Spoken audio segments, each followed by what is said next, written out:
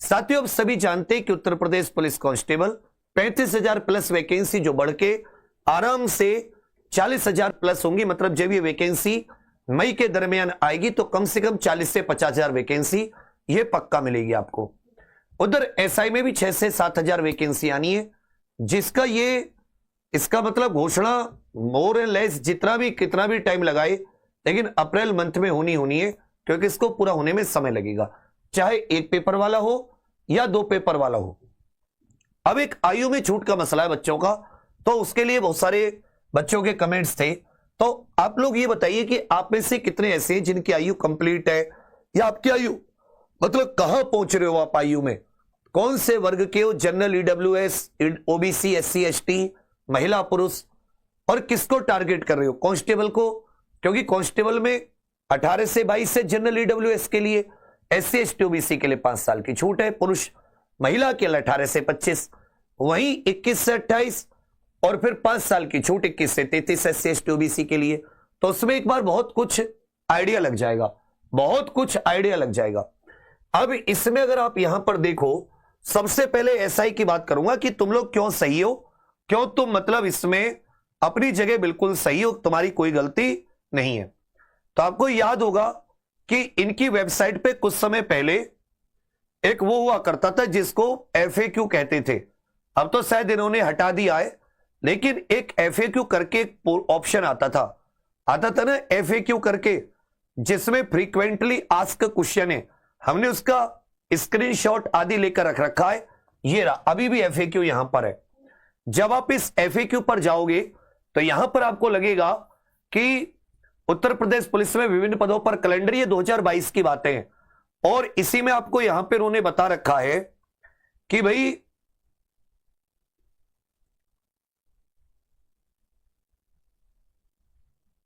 उप निरीक्षक एवं समकक्ष पदों पर कब आएगा।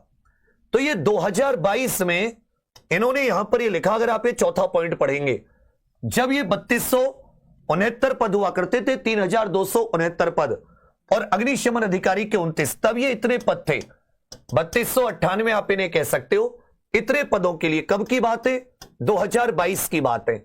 अब क्या चल रही है? 2025। तो 3 साल की छूट के तो आप यहीं पर हकदार हैं। इससे अगर सरकार भी नहीं करती तो कोर्ट के द्वारा यहां से आयु में छूट ली जा सकती है सभी वर्ग के लिए, क्योंकि अभी भी भर्ती बोर्ड की, आप सभी लोग इसका स्क्रीनशॉट लेकर रख लेना, अभी भी भर्ती बोर्ड की वेबसाइट का जो एफएक्यू नंबर 4 है उस पर साफ लिखा है, और ये कब, आप इसे 2022 से देख रहे होंगे, ये चीज 2022 में लिखी हुई थी कि भाई इतने पदों पर ये भर्ती आनी। जब आपको याद हो कि इसका टेंडर निकला था, याद आया कुछ टेंडर का, तो एसआई में तो किसी भी प्रकार से आपका कोई भी मतलब बिल्कुल कानूनी हक है, इसको कोई नहीं रोक सकता। एसआई में 3 वर्ष की छूट तो हर एक वर्ग इसमें मिल ही सकती है, क्योंकि इन्होंने 2022 में घोषणा की थी भर्ती की कि 2022 में भर्ती आएगी, ये इनकी घोषणा थी बहुत अच्छे से, और इन्होंने ये बात एफएक्यू में भी बताई थी क्लियर। तो इसको आप कोर्ट में भी आराम से प्रूव कर सकते हो कि जो चीज 2022 की थी आज 2025 में रही है। इसमें मुझे बताइए, क्या स्टूडेंट की गलती है कि उसकी एज बढ़ गई? मुझे बताइए इसमें किसकी गलती है? यस या नो करके बताइए, क्या इसमें स्टूडेंट की गलती है? क्या इसमें आपकी गलती है कि जो इसमें आपसे ये 2022 से इंतजार करते करते, ट्विटर कैंपेन से लेकर सब कुछ करते करते 2025 तक आगे वैकेंसी नहीं आई? तो मुझे बताइए क्या इसमें स्टूडेंट की गलती है? चलिए अब कांस्टेबल की बात कर लेते हैं, पहले इसका कर लेते हैं, अब कांस्टेबल की। कांस्टेबल का लास्ट भर्ती 2018, उसके बाद 2023 के एंड में, तो इससे आप 2024 ही मान लीजिए, एंड में बिल्कुल आई, लगभग 2023 में मान लेते हैं, तो ये 5 साल बाद आई, और 18 से 22 वाला तो उसकी तो 4 साल एज ही निकल गई थी, ये यहां पर 5 वर्ष बाद आई, और ये 2025 तक कंप्लीट हो रही है। ठीक है भैया, इसी बीच में क्या हुआ? इसी बीच में आप देखो मौके कितने आए, 2019 का चुनाव आया, 2024 का चुनाव आया, 2 तो आम चुनाव हो गए, 2022 का चुनाव आ गया, ये एक उत्तर प्रदेश का चुनाव आ गया, पंचायत और नगर पालिका के और दुनिया भर के चुनाव हो गए, राज्यसभा, नगर पालिका, ग्राम पंचायत के इनके दुनिया भर के चुनाव हो गए, राज्यसभा राज्यसभा जो होती हैं, जो अपनी राज्यसभा है, इसके अलग से आपके और चुनाव हो गए। अब ये सोचो नेताओं को कितने सारे इसके बीच में मौके मिले और इस बच्चे को कितना मौका मिला, केवल एक मौका। तो क्या ये भी इसी की गलती है? क्या ये भी इसी की गलती है? हमें बहुत से विद्वानों की एक बात सुन रहा था, मैं कि अरे एक मौका तो मिल गया। मतलब एक तो होती है कि चलो थोड़ी बहुत आंखों में इंसान के एक मतलब किसी बच्चे के प्रति जो ओवर एज होता है उसके प्रति उसके मन में थोड़ी बहुत चलो दया की भावनाएं। मतलब इतना क्रूर, इतना कठोर हृदय कैसे हो सकता है कि इंसान अपने मुंह से बोल रहा है तुम्हें छूट नहीं मिलेगी, तुम्हें कुछ नहीं होगा। क्यों? क्योंकि तुम्हें एक मौका मिल चुका है। ये जो इसकी एज बढ़ी है, क्या इसने अपनी एज को पंप से हवा भर दी कि मेरी एज बढ़ जाए? ये तो कुदरती चीज है कि व्यक्ति की एज बढ़ेगी। लेकिन यह गलती किसकी है? स्टूडेंट की गलती है, सरकार की गलती है कि उसके बस की चुनाव कराना, अपने फायदे की तो सारी चीजें कराना है। क्या हर साल यूपी का बजट नहीं आया? क्या हर साल यूपी में बाकी काम नहीं हुए? पर मुझे एक बताओ, जहां नौकरी देने की बात आती है, रोजगार देने की बात आती है, उसी को क्यों पंचवर्षीय योजना बना दिया? तो जो पंचवर्षीय योजना बनके 5 साल बढ़े, इसमें किसकी गलती है? और सबसे मूर्ख वो स्टूडेंट जो ये गुणागणित लगाता है कि 2017 में चुनाव, 16 में भर्ती एसआई की, 2022 में चुनाव, 21 में भर्ती, 2027 में चुनाव, अब तो जी 2026 में भर्ती आएगी। तो उससे बेवकूफ और गधा इंसान कोई है जो अपने जीवन की छड़ी को नेताओं की विम्स पर छोड़ दे रहा है, नेताओं की मनमर्जी और उनकी दया पर छोड़ दे रहा है। यह कुदरती चीज है, यह वापस नहीं हो सकती। यह जो तुम्हारा समय गया, इसको कोई दुनिया में वापस नहीं ला सकता।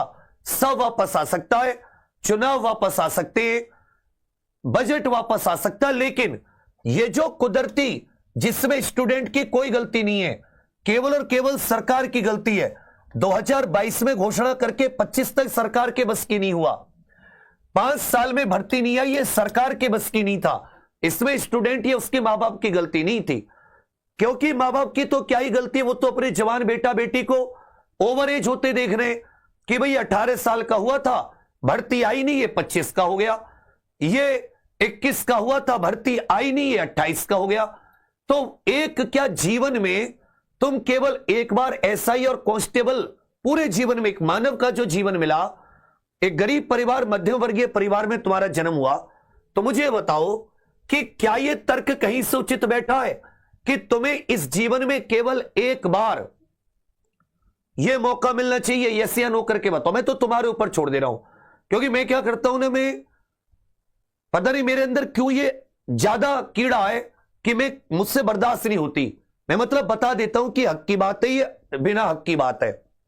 और ये अब नहीं, अगर इस YouTube चैनल की एग्जाम्पल की सबसे पुरानी वीडियो देखोगे तो वो एज में छूट को लेकर है, पहली वीडियो जो अपलोड हुई थी, पहली वीडियो। तो ये अब से नहीं, मैं हमेशा से इस चीज को, जहां भी मुझे लगता है कि बच्चे के साथ ये थोड़ी सी नाइंसाफी हो रही है, जैसा भी होता हूं मैं बोल देता हूं। तो उसमें बाद में मुझे गालियां, लोग फालतू का अब्यूज भी करने लगते हैं बिन बात, जिसके कोई मतलब नहीं, उसको कुछ नहीं पता कि क्या होना चाहिए था, क्या नहीं होना चाहिए। तो मैं इसीलिए तुमसे पूछना चाह रहा हूं, क्या तुम्हें एक मौका मिलना चाहिए था? मुझे केवल ये बता दो, क्या केवल एक मौका चाहिए था? यहां बूढ़े बूढ़े नेता, मोदी जी की आयु, या जितने भी नेता हैं, या हमारे मुख्यमंत्री जी, ये कितनी कितनी बार, मतलब बिल्कुल ज्यादा एज में भी होंगे, तब भी सोचते हैं कि एक चुनाव और लड़ लें, सोचते हैं ना। तो क्या इसके लिए बच्चा 18 से 22 में, 18 से 25 में, 21 से 28, 21 से 18 से 27, 18 से 30 में यह बच्चा बूढ़ा हो जाता है? केवल इसलिए बूढ़ा हो जाता है वो क्योंकि इसमें सरकार की सीधी सीधी गलती, सरकार का ढुलमुल रवैया, लापरवाही, एग्जाम ना कराने के पीछे यह सरकार का है। इसमें कम से कम सरकार को मन में ही रखते हुए कि हमारे ही उत्तर प्रदेश के स्टूडेंट, नौजवान साथी हैं जिन्होंने दिल खोल के कितनी बार, पिछली बार इसी सरकार को लेकर आए, चाहे इन्होंने काम किया हो ना किया हो, इन्हीं पे बार बार भरोसा, और वो युवाओं ने सबसे ज्यादा वोट दिया है। तो कम से कम इन युवाओं को आप कुछ नहीं दे सकते, इन्हें मौका तो दे सकते हो, इनके हाथ से तो मौका तो मच्छी नहीं है। तो मैं तुमसे केवल एक में, फिर दूसरी बात, जितने भी रिजल्ट की एनालिसिस कर लो, हमेशा ज्यादा फ्रेशर होते हैं। चाहे यूपीपीसीएस का ले लो, यूपीएससी का ले लो, आईआईटी की जो तैयारी होती है नीट की उसका ले लो, या यूपीएसआई, यूपी कांस्टेबल, किसी भर्ती का पेपर ले लो, ज्यादातर सिलेक्शन फ्रेशर के होते हैं। तो ये तो तर्क ही नहीं बैठता कि यार पुरानों को मौका मिलेगा तो नए वाले पेपर नहीं दे पाएगा। भाई जो नया एलिजिबल हुआ है उसका पेपर या पुराने वाला पेपर तो तुम्हें स्वयं को ही देना है। चाहे नया हो पुराना, उसको भी 150% करने, नए को भी 150% करने, या नए को भी 160% करने, पुराने को भी 160% करने। और ऐसा नहीं कि उसको ज्यादा पढ़ने का समय मिल रहा है, उसको डिप्रेशन भी ज्यादा ओवरेज होने की वजह से। तो कहने का अर्थ है कि इसमें किसी का नुकसान नहीं, लेकिन हां उन बच्चों को हक मिल जाएगा। ये 60,244 की भर्ती आई थी, तब भी इसी यूट्यूब पर बहुत बड़े बड़े उन्होंने लोगों ने कहा था कि छूट नहीं मिलेगी। मैंने कहा था तुम प्रयास करो, साथ तो दो, छूट हर हाल में मिलेगी। तो एक बार क्या हम फिर से आपके लिए आवाज उठाएं, ये बात लिख दो कि हाँ भैया उठाओ, नहीं उठवाना चाहते हो तो भी लिख दो। बच्चा मैं अपना मतलब, मुझे ये तो ना, मैं मतलब एक होता है ना कि वो वाली मीम तो ना बनूं कि कौन इसमें सबसे आगे भाग लेगा, और तुम मेरे साथ खड़े थे, मैंने कदम भी नहीं बढ़ाया लेकिन तुम साथ छोड़ के पीछे हो गए और मैं खड़ा रहा वहां पर। मेरे साथ ऐसे 1-2 बार हो चुका है कि पूरे तन मन धन हर चीज लगाकर उसकी लड़ाई लड़ी पूरा, और बाद में वो पीछे हाथ, और मैं वहां खड़ा रहा उसकी तरह कि भाई ये तो सबसे आगे अच्छा करने जाता हूं, पता नहीं क्यों बुरा हो जाता है। तो मैं वो सब नहीं चाहता। इसमें ना मेरा कोई ऐसा फायदा कि भाई तुमसे पता नहीं मुझे क्या फायदा होगा, तुम इतने पुराने स्टूडेंट हो कि तुम पहले ही कोई ना कोई कोर्स इत्यादि से पढ़े होगे, या तुम इतने मतलब इतना सब कुछ तुम्हारा तैयार है, तुम क्या ही मुझसे नए उससे जुड़ोगे। तो इसमें कोई फायदा भी ऐसा नहीं है। पर मैं उन सभी भाई बड़े को सबको जरूर कहना चाहूंगा, उन सभी टीचरों को, कि जब वो वीडियो ये बनाते कि तुम्हें छूट नहीं मिलेगी, तो ये देखा कीजिए कि आपके घर में भी कोई ओवर एज स्टूडेंट हो सकता है जिसकी बिना गलती के आज आप उसको मौका दिलाने के बजाय उसको डिमोटिवेट कर रहे हैं। मतलब क्या इस बात पर कि विवेक सर जो बात कह रहे हैं हमें उसको उल्टा कहना है? कुछ लोग इसमें ऐसे भी हैं। मैं जो बात कह रहा हूं, मैंने कहा लेखपाल पैट नए से आनी चाहिए या ओपन आनी चाहिए, तो ये कहेंगे नहीं जी ये पैट 2017 वाले से नहीं हुआ हो, पैट 2017 करवाओ भविष्य भूतपूर्व में जाके और नहीं लेकर आओ। मैंने कहा जनसंख्या नियंत्रण करो, नहीं जनसंख्या बढ़ाएंगे, क्योंकि विवेक सर जो कह रहे हैं उसका उल्टा करना है। मैंने कहा एज में छूट मिलनी चाहिए, बच्चों की कोई गलती नहीं है। वो कहेंगे नहीं राजकुमार रहना, अबे इस समय रह गया ना, नहीं मिलनी चाहिए, अपना पेपर देख ले, समझा, अपना पेपर देख ले। अबे खपीटर अपना देख ले, किसी का रोक के थोड़ी ना तो कुछ कर लेगा। तो अपना अपना एग्जाम देते हैं सब लोग अपनी मेहनत से। तू अकेला भी बैठेगा ना तब भी तेरे बस की अगर नहीं होगा एग्जाम निकालने का जज्बा तो नहीं निकलेगा। और इन्हें तो छूट मिलेगी, तो भूल जा कि नहीं मिलेगी। तेरे जैसे कितने आए और कितने आगे आएंगे, इन्हें तो छूट मिलेगी, तो गारंटी है।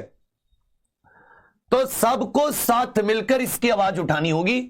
यदि आप सब लोग साथ मिलकर आवाज उठाएंगे तो हम लोग इसके लिए, मतलब मैंने लगभग सभी बड़े बड़े नेताओं से सबसे ये पहले बात करके रख रखी है, सभी जो भी इन्फ्लुएंसर इत्यादि है, कि भाई इन बच्चों की बात सरकार तक पहुंचा दो, बाकी सरकार के हाथ में।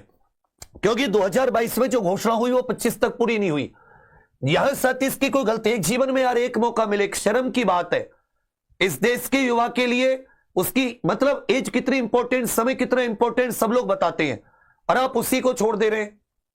तो कोई साथ होना हो तुम्हारे, कोई कितना डिमोटिवेट करे, लेकिन अगर तुम लोग एक बार साथ आ गए, मैंने कहा था ना 60,244 में भी तुमको यही कहा जाता था ना नहीं मिलेगी छूट, कहते थे नहीं कहते थे? बताओ, सुनी थी ना वही वीडियो तुमने कितने लोगों की? मैं कह रहा हूं छूट मिलेगी फिर से, बस ये बात माननीय मुख्यमंत्री जी तक पहुंच जाए, बिल्कुल संवैधानिक शांतिपूर्ण तरीके से। वो इतने निर्दयी भी नहीं है। हाँ ये होती कि हर 2 साल 3 साल में वैकेंसी आती, हम कभी आवाज नहीं उठाते। पर यहां तो बिल्कुल ही अलग हुआ पड़ा है। चुनाव हर 5 साल में, मैं कह रहा हूं एक सीट, भगवान न करे कोई विधायक कोई सांसद की डेथ हो जाए, 6 महीने के अंदर चुनाव हो जाते, 6 महीने के अंदर। कितनी बड़ी प्लानिंग करनी पड़ती है, वोटिंग सारे गांव देहात में। और यहां तो एग्जाम लेना नहीं, जिसके लिए आयोग अलग है, जिसके लिए भर्ती बोर्ड अलग है। ऐसा थोड़ी ना कि खुद वहां पे आके उनको इसी बात की सैलरी मिलती नहीं मिलती, ऐसी या नो करके बताओ। तो मैं आप सभी साथियों से चाहूंगा कि आप अपने दिमाग से वहम निकाल दें कि आपको एज में छूट नहीं मिलेगी। और दूसरी बात, आप कोई भी गैर संवैधानिक चीज नहीं मांग रहे, आप कोई भी गैर कानूनी चीज नहीं मांग रहे, आप कोई भी फ्री की चीज नहीं मांग रहे कि आप अपने खाते में पैसे मांग रहे हैं या फ्री की बिजली मांग रहे हैं, किसी भी चीज की। आप अपना प्राकृतिक रूप से नेचुरल जस्टिस, प्राकृतिक न्याय का सिद्धांत भी यही कहता है कि भाई जिस बच्चे की कोई गलती नहीं थी उसके 3 से 4 साल सरकार ने बर्बाद किए, तो भरपाई कौन करेगा, बच्चा या सरकार? कमेंट करके बताइए। प्राकृतिक न्याय का सिद्धांत तो सुना होगा, प्राकृतिक न्याय का सिद्धांत।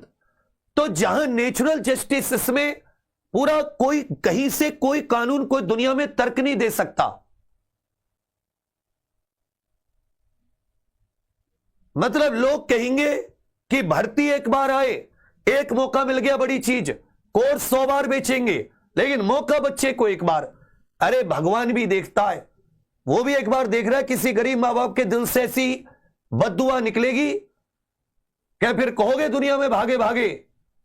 मेरे विरोध के चक्कर में उतना भी नहीं होना चाहिए। ठीक है, मैं कोई नहीं, मैं तो फिर भी अपना सा मानता हूं। बहुत रेस्पेक्ट, सुपर रेस्पेक्ट जो होती है, कहो तो यहां लिखवा दो, मैं बहुत रेस्पेक्ट करता हूं भैया लोग आपकी। पर आप ऐसा मत कीजिए कि मतलब बिल्कुल इस बच्चे को आप इसके ऊपर ही प्रेस चला रहे हो।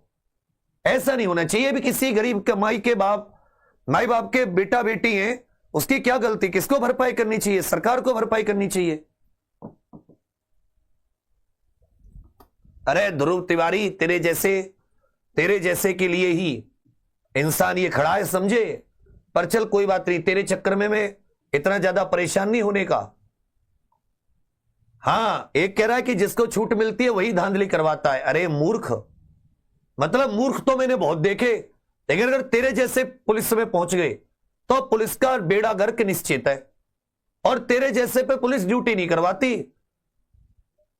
तेरे जैसे पे पुलिस फट्टे बजाती है, क्योंकि तुम लोग हो ही उसी लायक। अरे भैया, अपनी पढ़ाई कर, उसी से एग्जाम निकलेगा, किसी को रोक के किसी को नहीं।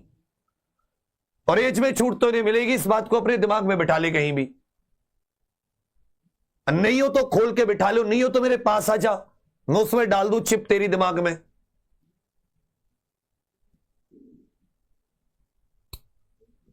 ठीक है, तो आप सभी लोगों के लिए पूरी उम्मीद है, आप सब लोग एकदम पॉजिटिव रहिए। कोई फालतू का ख्याल, कोई अपने दिमाग में किसी प्रकार की नेगेटिविटी मत लाइएगा। अपनी मेहनत कीजिए, नए पुराने उससे कोई फर्क नहीं है। वो 400 नंबर का एसआई में और 300 नंबर का पेपर यूपी कांस्टेबल में सबके लिए एक जैसा आता है, सबके लिए बराबर समय मिलता है, सब कुछ बराबर, सबको उतना ही दौड़ना है, सबकी उतनी हाइट है, सब कुछ, कोई अंतर नहीं। तो इसलिए आपको बिना परेशान हुए मस्त आप तैयारी कीजिए अपनी, और अपनी पढ़ाई पर। जो एग्जाम निकालने वाले का जो माइंड होता है ना, बिल्कुल अलग होता है। अभी रिजल्ट आएगा 60,244, उन बच्चों से एक बार मिलोगे, आपको अंतर समझ में आ जाएगा कि गधे में और एग्जाम निकालने वाले में क्या अंतर होता है। उसको कोई कमेंट बाजी या किसी का फालतू हक मारने का वो नहीं होता, उसको तो पता है 150 क्वेश्चन है मेरी जिंदगी में, इन 150 क्वेश्चन पे मेरा सब कुछ टिका है, इनमें मेरे सही होने चाहिए और ये सिलेबस में से आएंगे। तो हम लोग कोशिश करेंगे और कोशिश को कामयाब करेंगे।